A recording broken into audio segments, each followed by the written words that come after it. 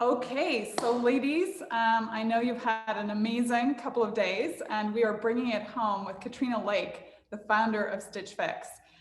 Katrina and I were just talking and realized that we met about 4 years ago. She was getting ready to take her company public, and she was having a baby, and there was nothing this woman couldn't do.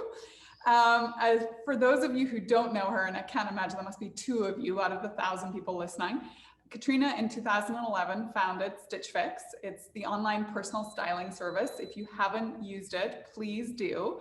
Today, she serves over 3 million clients, and I just was looking at her trailing 12-month revenue of 1.7 billion. Yes, that is with a B on it in sales. Her vision is about transforming the way people shop, really democratizing personal styling. Although to me, the secret sauce is actually how much she uses data analytics. She's a true tech company under the hood. She took the company public in 2017, the youngest female founder to take a company public at 34. Not that we should talk about her ages. And she's all around just such a hitter. She also sat on two boards of other phenomenal consumer brands, Glossier and Grubhub. And so with that, I'm not going to spend any more time telling you how wonderful she is, because I'm going to let you actually find out how wonderful she is. So Katrina, the theme of this panel is really the inspiration, the perseverance, the grit. But let's go back 10 years ago and talk about the beginnings of Stitch Fix and what's made you proud over those 10 years. Thank you so much for having me. Such an amazing conference. And yeah, I'm thrilled to be here. I mean, 10 years ago, I mean, a few just interesting observations of just like, I think the world has changed in 10 years, which actually gives me a lot of hope. Like, when I was starting the company, like, I don't think I even dreamed big enough. Like the idea that like we could be having this conversation and that I would have gone public and that we'd have, close to $2 billion in revenue. Like, as I thought about what's the best case scenario and like, what would be my dream outcome? Like, if I'm totally honest with myself, like this wasn't even on the page. And so like, my one encouragement to everybody listening is just like, make sure like this is on your page and this is a goal and you're thinking about this, because, I think there's an element of like, if you can't see it, you can't be it, that like I think really affected me when I think about how I thought about building the business and what was possible for me. And so I think that is definitely like the fact that I'm on a path that I couldn't even have imagined for myself is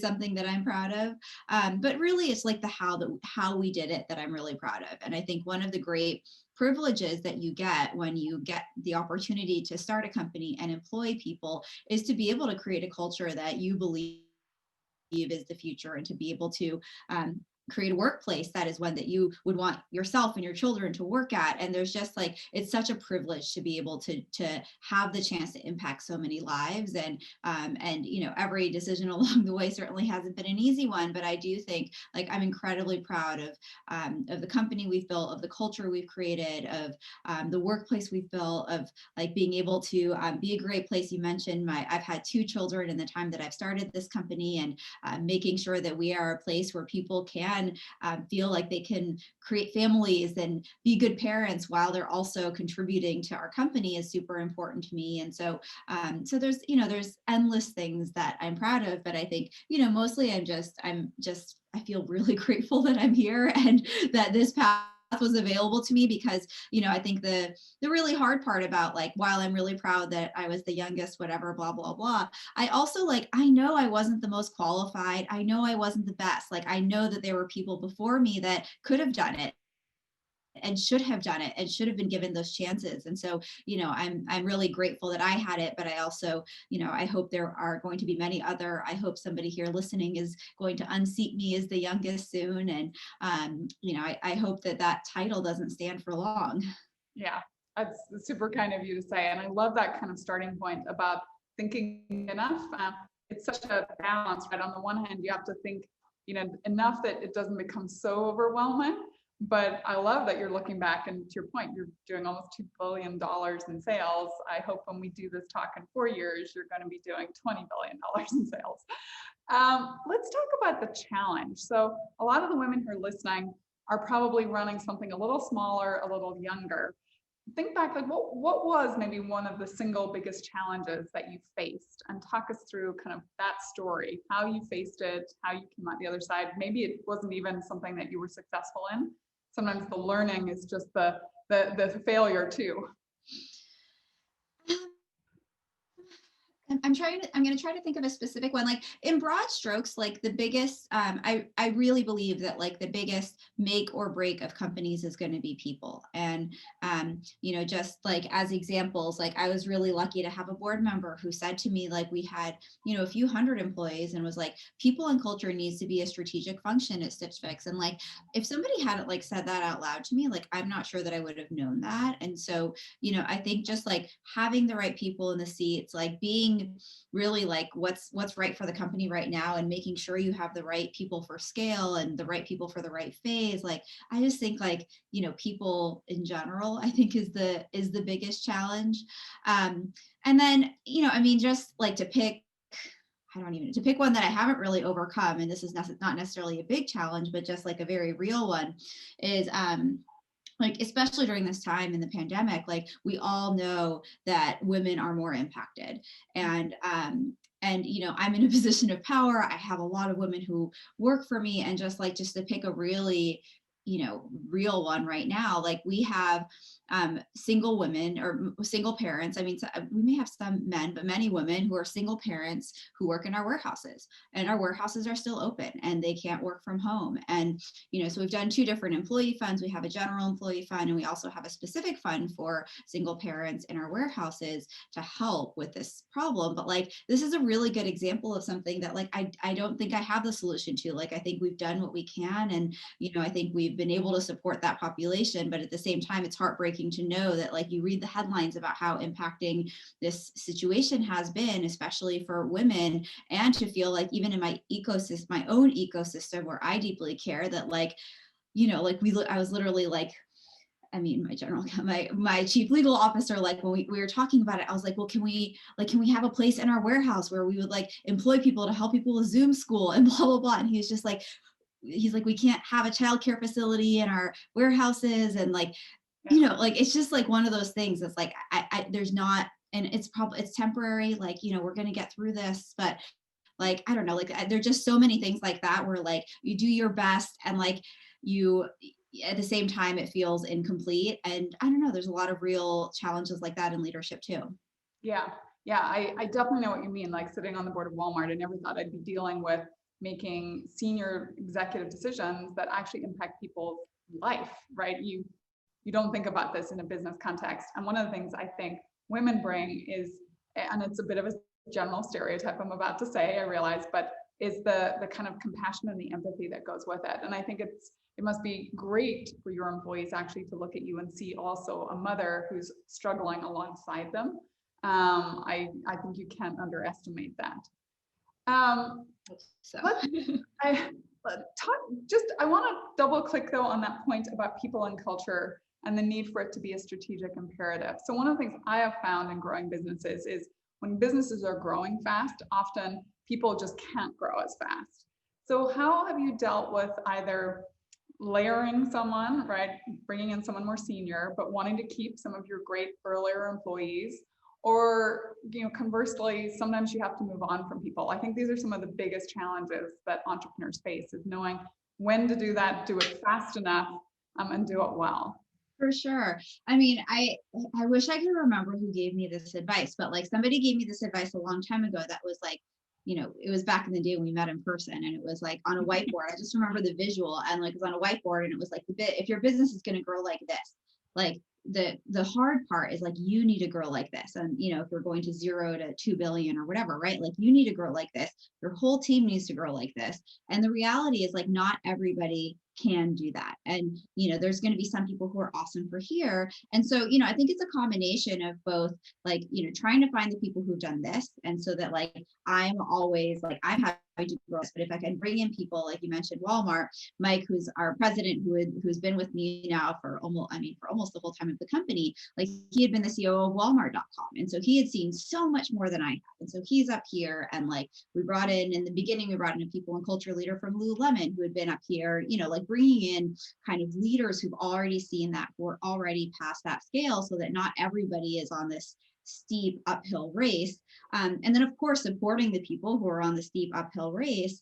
And then I think to your point, like there are times when you grow out of somebody where, we are not at the right skill set for them and we are not at the right stage for them. And, I think one of the things that like I probably learned like later on that I wish I had probably had more awareness earlier is just like, actually like the kind empathetic thing to do is to say it out loud. And like, if you put yourself in the position of it's like, it's interesting, like you put yourself in the position of it. My sister works for me, so it's like I actually like thinking of like putting it in, and to be clear, none of this is about her, but like, putting it in the mindset of that, because it's like it's a family member, it's somebody you deeply care about. And like if they're in a role where they're struggling, they don't feel successful, like there's no real future for them, like you would not, like if that was your sister, you would tell them like, maybe it's time, like I think you should move on, like this is not the right thing for you. And like it's hard to see somebody struggle. And so I think I really leaned on that of just like being, when you see somebody where like they can't be successful in the job, like the kind empathetic thing to do is actually to talk about it. And it may mean that you're going to help somebody get another job. Like there's somebody who she's now gone on to 2 jobs, and she and I have a great relationship. And she was somebody where she was in a job at Stitch Fix. This was many years ago. This was like 8 years ago. And it really, like what we needed in the role had changed, like it wasn't right for her. And we just talked about it, and I helped her to find another job. And then through that job, she found another job, and she's in an awesome job now. And I'm super proud of that transaction, like where I think like I helped her to be at a better place. Like we ultimately found a better fit at Stitch Fix. And so, I think just like remembering that I think just this idea of like integrity and telling the truth, and like the kind thing is actually like to be honest about these things. And it's also the hard thing. But I think I don't know, like I've actually come to like, it still doesn't make it, some of these conversations are still really hard, and doing this for 10 years, it doesn't make some of them easier. But I do think that like, for me, it's so important to be able to feel in my heart of hearts, like I know I'm doing the right thing, and I know these are the right things. And I think, I've realized now, being able to see the pattern recognition of seeing, people who've moved on from Stitch Fix and realizing like we actually were holding them back. Like there was something out there that was totally going to be better for them. And like what a waste it would have been if they had stayed at Stitch Fix and struggled for a couple of years. And so, I think just like doing it for 10 years, you realize that like, even though it feels hard in the moment, like it's actually right for kind of everybody involved. I totally agree. I think there's so much great advice in there. For me, I think the advice I've always heard is people move too slowly on people. And I think that struggle point is spot on, that usually if someone's struggling, they're almost relieved in the moment to go find that next thing. Okay, I'm going to pivot a little because a lot of this whole conference has been about pivoting to survive and thrive. Let me go back to March with you, or when you first started to see signs of the pandemic. I don't know what your first indications were, right? My business, it was actually Italy. We have a lot of neighbors in Italy, and we could start to see them on the platform really kind of starting to respond to local. So what happened to Stitch Fix, and how did you think about moving from, I think people went to defense first, but defense to offense? Because I actually think it's been good for your business in terms of retail trends changing. Yeah, ultimately now it's been good, I guess, which is a weird thing to say, but going back to, it really was kind of March, but the way I kind of became, I like kind of remember, like, I think it was in late February where like I had a meeting with the management team, and I was like, this is happening, like this thing's going to get here. And I think it was kind of like late February or so. And it was really more of just like, kind of what I was hearing from other CEOs, what other people were planning for. And obviously at this point, like a lot of people had seen what had happened in China, like we were actually less connected to what was happening in Europe. And so, I think for our business, like, our warehouses have to continue to open. The warehouses was probably the most challenging part because, like, for our headquarters employees who could figure it out, our stylists actually already work from home. Our engineering team was already largely work from home. And so, there was that kind of ways of working was already like there, and that was fine. So I would say the single most challenging thing was the warehouses. And then there's a bunch of just like business risk of just like how much risk do we strip out of the business. And so on the warehouse side, I think the hardest part was actually the not knowing. And like, just as an example, I think now the idea that the virus can be transmitted on surfaces is largely debunked. But like, even like at the time, like I'm trying to, if this was March, I don't remember when, but like there already was some research that showed that it was probably very unlikely that it would transfer on surfaces. But at the same time, there was like an NPR article that was like, oh, the virus can be like stayed on a surface for 2 weeks or something crazy like that. And it was like, just because you could kind of measure or trace and actually see evidence of it 2 weeks later, it doesn't mean that that would have been a large enough load to infect somebody. And so, it was really hard was like actually not having perfect information about some of these things, trying to make these decisions that like, as a CEO, you're always making decisions that are about financials and about whatever, but like having to make decisions about like health is it feels like a bigger burden. And so, trying to find the truth and trying to find the like rational truth when there was not, there wasn't kind of a single source of guidance was really challenging. And so, I think it was, even we got to a place probably within a few weeks where we actually felt super confident that like we were operating our warehouses in a way that was really safe. And like and knock on wood, like that's continued to be true. We know that that's true.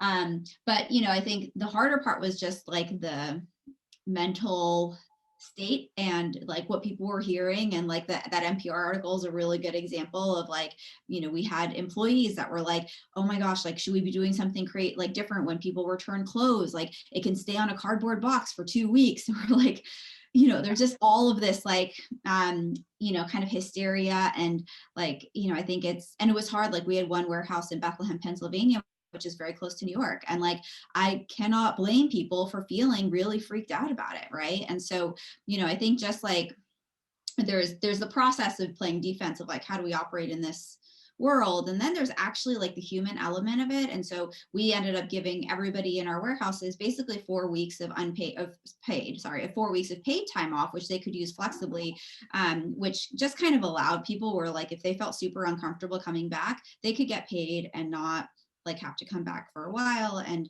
it just gave flexibility, I think, to work through the time period of like not having a lot of leadership on the issue. And just kind of people's just I don't know, getting more information, I guess. And then, yeah, I mean, on the defense offense side, like that part was definitely more interesting of just like the immediate thing, which like, I mean, our merchandising team did a great job of doing. It was like, people are not going to be wearing blazers. People are not going to, there's so many categories of clothes that we all of a sudden know are not going to be relevant. And so how do we actually, like move high heels. yeah, like how do we actually like get, like athleisure and, all the things that are obvious, like those, we need to move more of our inventory into places that are relevant. We needed to change our marketing materials. Like we had, commercials where like people were in a bar and like suddenly that felt super inappropriate, like there were a bunch of things like that obviously we had to change. So, there's probably a couple of months of just like, we got like a, like we took a debt facility on, which we totally didn't need, but it was just, kind of the right thing to do and to show strength in that moment. So, there are a bunch of things that were kind of playing defense that we did for the first 30, 60 days. And then what's been interesting is like, and I'm sure I'm preaching to the choir, but like, this is an amazing time as an entrepreneur. Like people are changing their minds. They're open to new things. People are trying new things. Like, I mean, people's openness to like, do something different right now is astronomically high. Like, people are dissatisfied with a lot of things, which like, that's actually a great space to be in an entrepreneur. Like when you're dissatisfied, like you want something different, you want something new. And so, it's such an amazing time. And so you think the flip side is that like, as we realize this incredible space that we're in, never mind the fact that, people are moving to e-commerce at greater rates than before and all those other things. But, we really pulled forward a lot of innovation, like a lot of things that we were planning to do differently, a lot of ways we were going to engage differently, even with our vendors. Like, right now people are so open to like new things that it was like, let's just like pull all the new stuff forward. And so, of course that makes it also challenging. We have a lot going on, but the flip side is it's just like, it's a super exciting time for the business. And I think, for that entrepreneurial energy, it's just like, it's a great environment for that right now. Yeah, I totally agree. And I don't know if you've seen even new business stats, but new business stats in the United States, I haven't seen a global chart yet, but I actually thought they got the data wrong. I was like, wow, there's something wrong with that last data point. But it was an amazing, like almost like double as you got into the fall, people just starting businesses. So I hope all those people starting businesses, I hope you're out there listening. So you said, e-commerce has accelerated, and I think I've seen, different people's insights about e-commerce accelerating, potentially 3 to 4 years beyond what people had expected, right where that line was going. You've kind of gotten there 3 years ahead of time. What do you think are the changes that are here to stay? And if someone's listening to you and they're in retail, and we see tons of women in retail, right? Because it tends to very much speak to them and be very personal. What would be the couple of key trends you would say lock on to?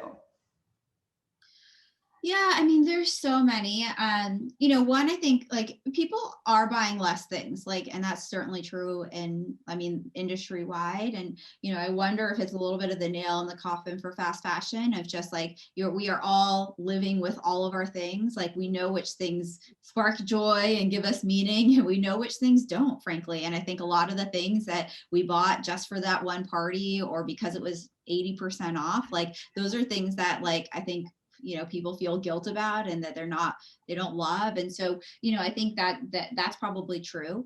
So I think people are more thoughtfully consuming. Like, I still think we're a little bit in the beginning of this trend, but, I think you saw, I think there's a lot of like noise, there's a lot of sounding off on social, I think about like diversity and boards and everything that was happening during the period of social unrest and still continuing, which, I think is a good thing that we're starting to like, all of us have power. And like I've said this before, like even all of us have power in the dollars that we spend. And, it's definitely something that we realized when we were already planning to share our diversity statistics for our company when we actually went and tried to look at the numbers for our vendor base, realizing that one of the powers that we have is actually the economic power of spending millions of dollars a year with vendors.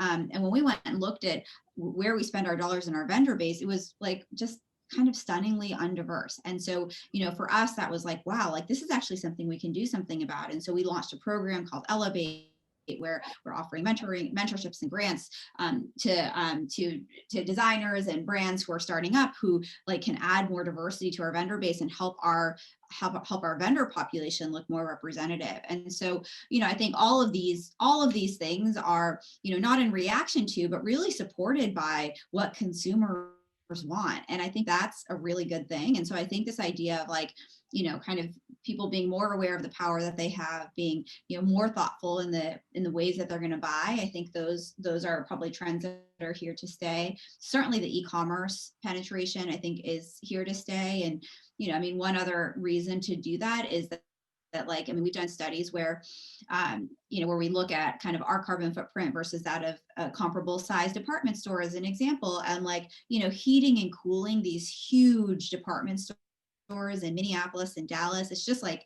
it's a terrible thing that we do to the planet. And so, I think that's another reason that I think e-commerce will be here to stay. So I think, the convenience and the kind of that will all be here to stay. And I think in the world where people are buying fewer things, like I think actually personalization becomes more important. And so, is it relevance in terms of how you reach people, or is it like the ability to personalize once they're at your site? But like, I think that notion of just like, if you're going to be buying just one pair of jeans in a year, like how are you going to find the one pair of jeans that you really are going to love and covet? And, I think then in that world, like where it's not fast fashion and you're not buying, a bunch of throwaway garments, like all of a sudden this notion of like, is this the right thing for me is actually even of even greater importance. And so, I think that like, that personalization, the meaningfulness, like all of that is another trend that's here to stay. But I don't, I mean, we could probably talk about this for the next hour. We do realize we have the expert in retail, but I just think there's some great things there. The thoughtful consumer, more personalization. I think your point about vendors, just really quickly, because I'm sure we have some women who are listening who are saying, Elevate, how would I apply for that? So how would I apply for that if I want to be part of your vendor program? Well, I think we actually have closed applications for this year, but we are planning to do this every year. And so stay tuned, like, you know, it's, we have a website for it. And we also will always be sharing about it on social, but we should be sharing actually our, we started it in October, so we should be sharing our kind of grant recipients soon. Oh, great. Okay, good. Yeah. So anyone, if you didn't apply, go take a look though, because it's good to start crafting for next year. And maybe what you're doing, you might want to tweak it a little to get support from something like Elevate. I love that. Okay, so I'm going to shift gears away from kind of big picture trends and you running this ginormous business to you. So tell us a little bit about how you've managed this year, right? You're the mom of a 4-year-old and a 2-year-old. How have you kind of made things work? And what are maybe some of your life hacks that you are like, oh, I'm so glad I found this and I'm going to keep doing it no matter what?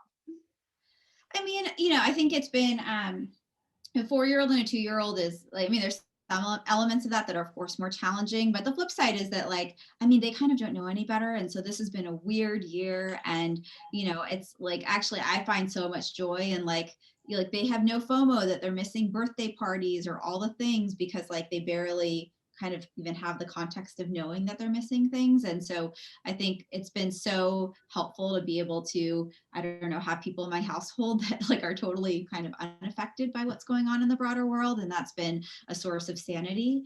And, you know, I think that one of the things that I've really appreciated is just like, I used to travel so much. Sarah, I'm sure you traveled so much. Like you probably traveled more than I did, but I traveled probably twice a month, you know, and sometimes it was to New York for 3 days. Sometimes it was just, you know, a day trip wherever, but, you know, I used to travel quite a bit and being able to share, like I mean, breakfast and lunch or breakfast and dinner with my family every day. And like, that's such a gift and something that I wasn't able to do before. And so I really have appreciated kind of that normalcy and that ability to do that and connect in that way.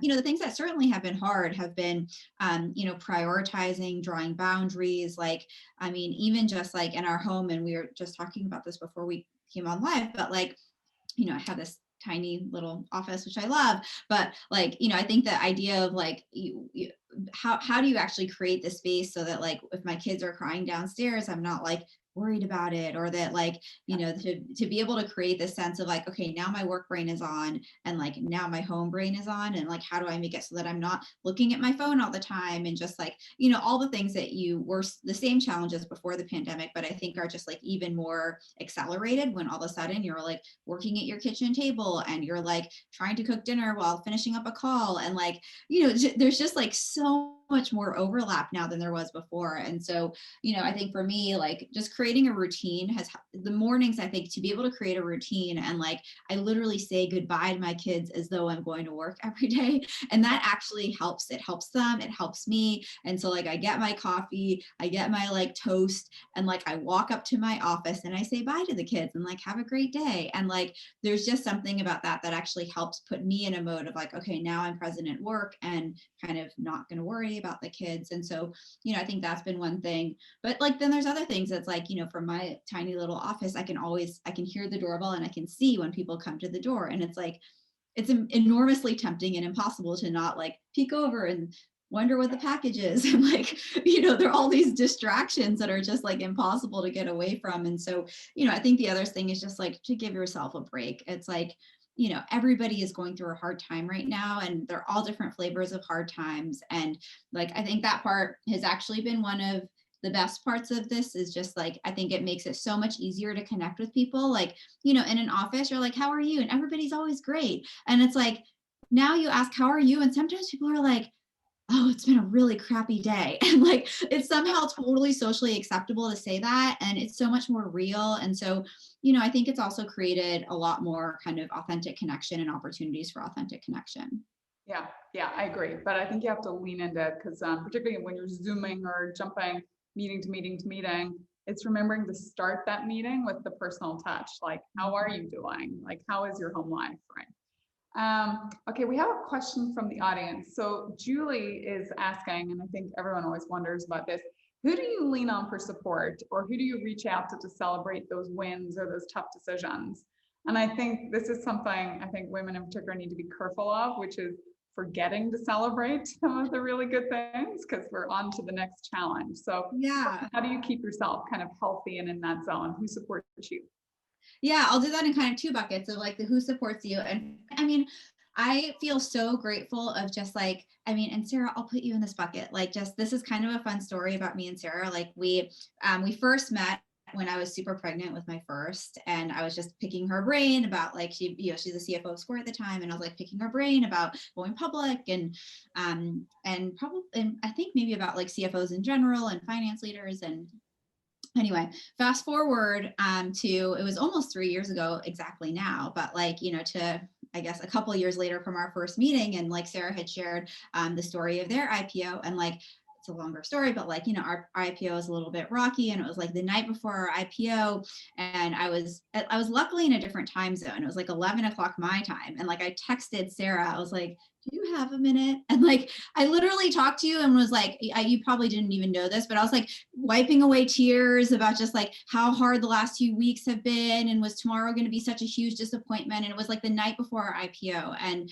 you know, I think it's just like, to me, this like, you know, it's just such an amazing community that we're in. And it's not like Sarah and I had been like, you know, in constant touch the whole time, but like the fact that I could text her like a couple of years later and she texted me right back and we talked on the phone that night. Like, I mean, it was, you know, I think it just made you feel like in a very lonely moment, like so supported and part of this, you know, broader community that wants to help you to be successful. And so, you know, so the honest truth is like, there's so many people like that in my life that I'm so grateful for, of people that I feel like I can text, and like, you know, they're not necessarily the people that I talk to every day, but like to be able to collect those people along the way of, you know, people who deeply care and people who can be helpful. And I do think that like, you know, one of the upsides of being in, you know, kind of in, I don't know, what do you call it? Like, you know, being in the space where there's not as many women, and there's not as many, you know, I'm half Japanese. There's not that many Asian people. Like, you know, being in this space, like you actually feel a lot of connection to the others who are going through it. And so, you know, I think I've just felt really lucky and appreciative. And thank you, Sarah.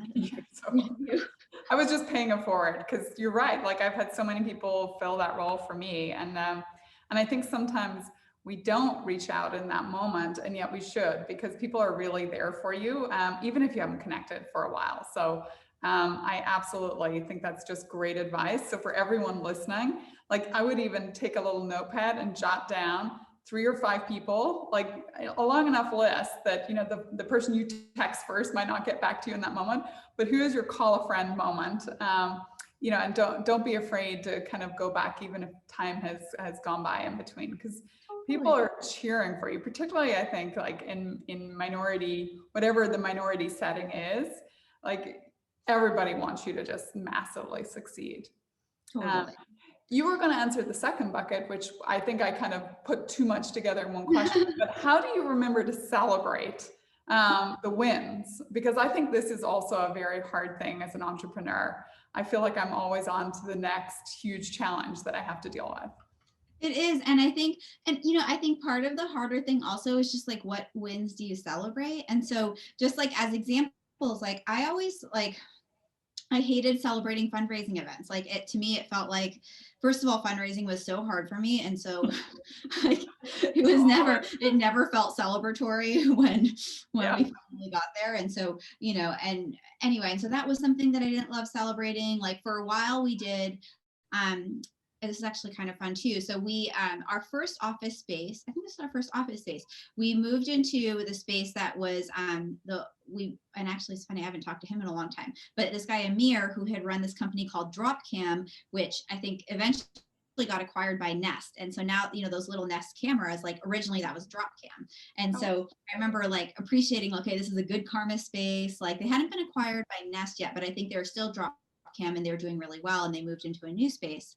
And they had graciously given us all their furniture and everything. So anyway, but we were very, anyway, they were great. But oh yes, my story is Amir was like, oh, he's like, we would commemorate like when we sold our 10,000th camera and our 100,000th camera. And so, we did some like celebratory glasses in the early days where it was like we had a champagne glass and then we had like a tumbler and then we had whatever that kind of said the number of shipments. And so that was like a sweet, I think, thing that we did that like commemorated a real milestone that felt like traction for the business and felt kind of client right. And so, that felt like the substitute for celebrating kind of, I guess, fundraising events. So I think figuring out like, is there like a milestone, a client milestone or whatever. And then to be honest, like now I think like, and we can do less of that now, obviously, because we're public and all the things. And so, I think that now, like more what we actually try to do is like in all of our all hands, like how do we always have something small to celebrate? Because I also think there's a little bit of like the big and small, and it's like you want to celebrate the great moments, but actually like the hard moments, like then it's awkward if you don't have anything.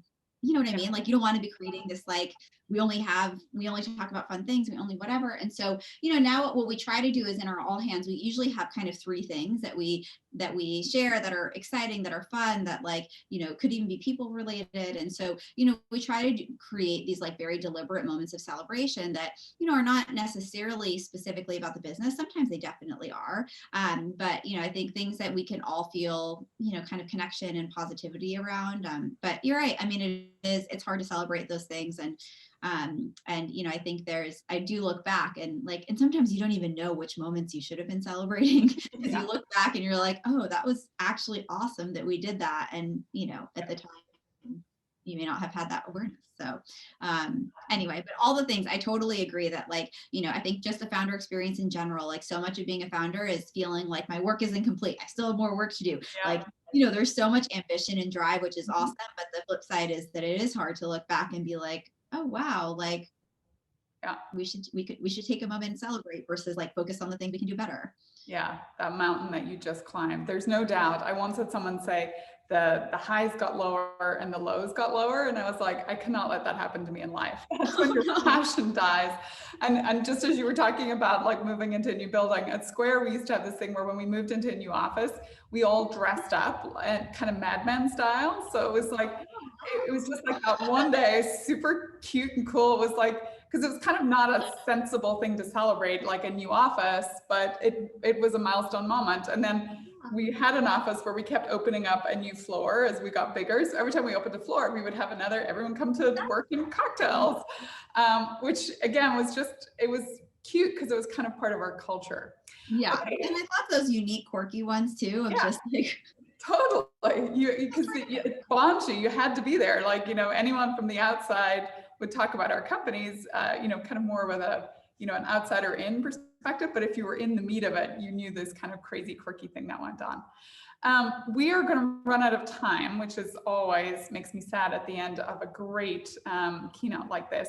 But maybe just final question for you. What is the one action you want every woman entrepreneur listening to take this week? This is a very ladies who launch question because we want people to leave with action, not just go away and come back a year later. So what do you want them all to do this week?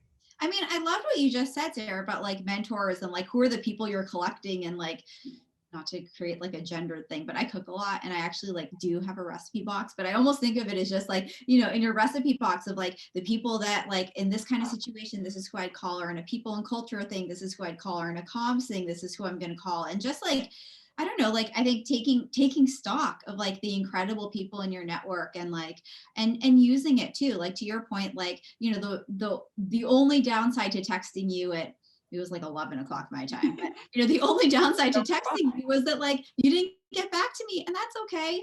I was gonna live, it was gonna be fine. And the best thing that could happen was that you were gonna call me and help me through that moment. And so there was no downside to texting you in that moment. And you may have people in your network you can activate immediately. It may take time for others, but I love that to do. I think that's a great one. Okay, I love that too. So Katrina, you're leaving us with so many good thoughts. I was trying to take a few notes as we go, but I love the fact you think big. So the fact that you didn't imagine a $2 billion revenue company and at the scale you're at. So think big, ladies. I love that idea that people and culture needs to be a strategic imperative. I loved on your pivot as you thought about like how do you quickly pivot from a defensive standpoint, like even things like taking a debt facility, but then how do you get on your front foot again? And so I love that call to action about how amazing a time it is to be an entrepreneur. And the fact that if your customer is dissatisfied, which I agree, and they're willing to try new things, perfect time to be launchers out there. And then finally, just some of those trends. I love that idea of the thoughtful consumer. I would agree. I think we're seeing that all around in neighborhoods too, and the diversity point. And I can't wait for all the people who are going to apply for Elevate next year. So with that, ladies, we hope you had an incredible experience with Ladies Who Launch over the last 2 days. Please make sure to keep in touch with your connections. You must do the action Katrina just put you all on your front foot on. I want to say a huge thank you to our event partners who committed to supporting women, including Asana, Visa, Fair, Canva, and Bank of America. Thanks to their support, we can bring women together from Lagos, hello, Nigeria, Nashville, St. Louis, Sydney, and of course, I know my Northern Irish peeps are on. You are our last in-person event, and we will be back, but we're so glad that you joined us virtually. What a great way to do a global conference. Finally, I just want to do a huge cheer for all of our speakers. You brought us together, lifted us up, made our spirits soar. Katrina just did this for me. Thanks for your support, your honesty, your time, and the commitment to paving the way for other female entrepreneurs. And at the end of the summit, one way you can continue to support women is, of course, by making a personal pledge. Katrina actually said it, so she teed me up. She said there's huge power in your purse. So we want you to shop women-owned. In fact, we will be sending out a women-owned highlight of where you can go to do that. We've heard from quite a few over the last 2 days: Butter Love by LC, Wild Rye, Cherry Blossom Intimates, Mango Girl, just a few, Wild Fang, one of my favorites from Northern Ireland, but thousands more. So just imagine what we all can do if we use our spending power for female-owned brands this holiday season. So normally we'd send you off with a fantastic cocktail hour. So we're going to do that virtually by now doing a cocktail making class, a networking hour. Believe me, I need a drink. So tune in from one of our favorite mixologists as she kicks off the holiday magic with her favorite cocktail. And there's some mocktails there too, if you're not in the alcoholic mode right now. So with that, thank you, and we'll see you all next year.